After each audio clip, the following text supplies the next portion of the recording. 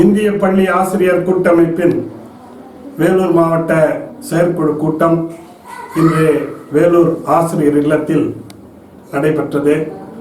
இந்த கூட்டத்தில் தமிழ்நாடு ஆரம்பப்பள்ளி ஆசிரியர் கூட்டணியின் மாவட்ட செயலாளர் ஜோசப் அண்ணையா, தமிழ்நாடு முதுநிலை பட்டதாரி ஆசிரியர் கழகத்தின் மாவட்ட தலைவர் ஆர் ஜெயக்குமார், தமிழ்நாடு உயர்நிலை மேல்நிலைப்பள்ளி பட்டதாரி ஆசிரியர் கழகத்தின் மாவட்ட தலைவர் எம்.எஸ். செல்வகுமார், தமிழ்நாடு இடைநிலை ஆசிரியர் சங்கத்தின் மாவட்ட செயலாளர் கே. குணசேகரன் ஆகியோர் கூட்டு தலைமையிலே இந்த செயற்குழு கூட்டமானது நடைபெற்றது.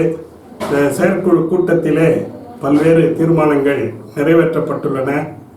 முதல் தீர்மானமாக இந்திய பள்ளி ஆசிரியர் கூட்டமைப்பின் சார்பில் மதுரையில் நடைபெற்ற மாநில மாநாட்டிலே கோரிக்கை மாநாட்டிலே 10 அம்ச கோரிக்கைகளை நாங்கள் முன்வைத்திருந்தோம்.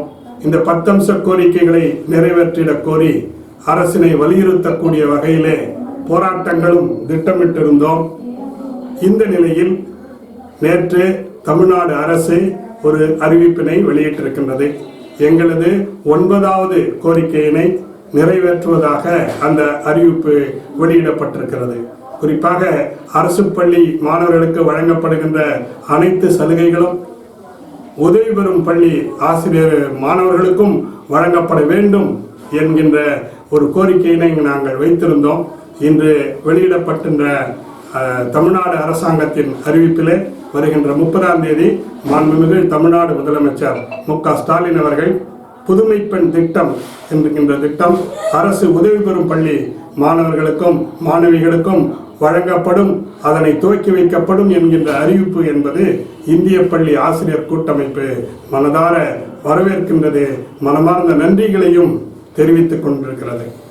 இதுபோலவே கோவையில் நடைபெற்ற நிகழ்வின் போது கோவை மாநகராட்சி கமிஷனர் வெளியிட்ட சுற்றறிக்கையினை திரும்ப பெற வேண்டும் என்று இந்திய பள்ளி ஆசிரியர் கூட்டமைப்பு கோரியிருந்தது.